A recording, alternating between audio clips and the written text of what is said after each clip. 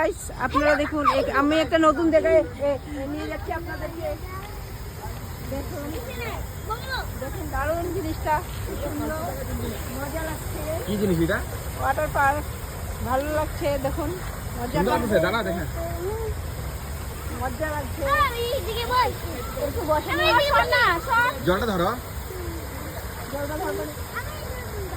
লাভ পাচ্ছি না আমি, হ্যাঁ হ্যাঁ, লাভ পাচ্ছি না, কি পাচ্ছি না?